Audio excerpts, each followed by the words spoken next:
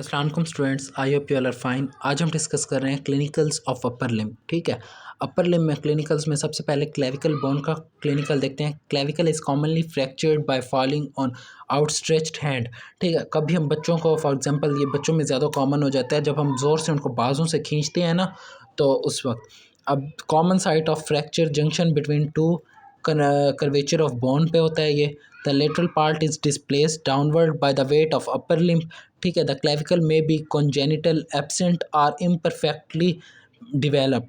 हो सकता है कि वो नेचुरली ना ही बना हो, एब्सेंट हो, या क्लेविकल का कोई डिवेलपमेंट सही ना हुई हो किसी डिजीज़ की वजह से। उसको हम कहते हैं कार्ड क्लीडोक्रेनियल डाइसोस्टोन्स। ठीक है, cleidocranial dysostosis. In this condition shoulder drop हो जाता है। स्केपुला बोन, ये paralysis of serratus anterior muscle होता है हमारी स्केपुला पेन पर, वो काजिंग करता है विंगिंग ऑफ स्केपुला।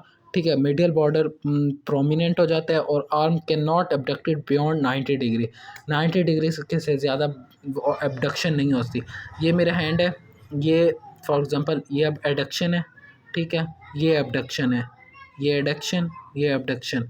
तो वो एबडक्ट नहीं हो सकती, मतलब हम उसे आर्म को ज़्यादा दूर अपने बॉडी से अवे मूव नहीं करा सकते। नेक्स्ट ह्यूमरस है। ह्यूमरस में सर्जिकल नेक फ्रैक्चर होता है, शाफ्ट फ्रैक्चर हो सकता है, सुप्राकॉन्डाइलर रिज फ्रैक्चर हो सकता है।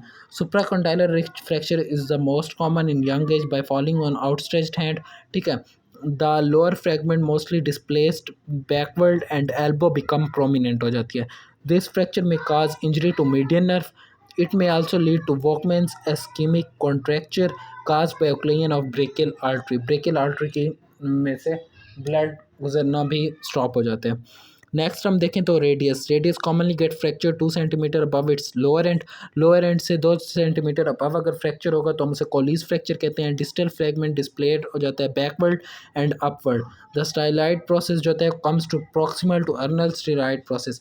वैसे जो स्टेरॉइड प्रोसेस होता है ना रेडियस का, वो डिस्टल होता है। अगर कोई इसका हो जाता है फ्रैक्चर तो वो प्रॉक्सिमल हो जाता है अल्ना के स्टेरॉइड प्रोसेस से।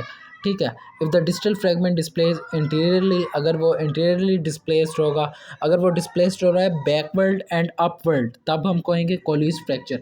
अगर इंटीरियर उसका डिस्टल फ्रैगमेंट डिस्प्लेड हो रहा है इंटीरियरली कार्ड, हम उसे कहेंगे स्मिथ फ्रैक्चर। ठीक है, फिर वो स्मिथ फ्रैक्चर कहलाएगा। Sudden jerk on hand of children में displace radius from annular ligament. It is subluxation of head of radius. Subluxation means displacement of head of radius. Ulna ka fracture of ulna is olecranon is most common and caused by fall on point of elbow. Madelung's deformity is dorsal subluxation of lower end of ulna due to retarded growth of lower end of radius. Snuff box. Snuff box की बात करें, triangular depression on posterior lateral aspect of wrist joint. अब मैं आपको दिखाता हूँ snuff box. ठीक है, देखने में ज़्यादा आपको क्लियर हो जाएगा। ये पोस्टीरियर मेरा हैंड है, ये रिस्ट जॉइंट की पोस्टीरियर सरफेस है, और ये जो अल्ना वाली साइड होती है मिडिली होती है, और ये जो रेडियस वाली साइड जो थंब की साइड पे होगी वो लेटरली होगी। अब ये लेटरो पोस्टीरियर सरफेस हो गई। अब लेटरो पोस्टीरियर सरफेस पे ये ट्रायंगुलर डिप्रेशन, ये देखो मैंने अपने थंब को स्ट्रेट किया है, ये आपको डिप्रेशन से शो हो रहा है। ठीक है, इसी डिप्रेशन को हम कहते हैं स्नफ बॉक्स। ठीक है, triangular depression on posterior lateral aspect of wrist joint, abductor pollicis longus medially and extensor pollicis brevis laterally. ये दो मसल्स होते हैं।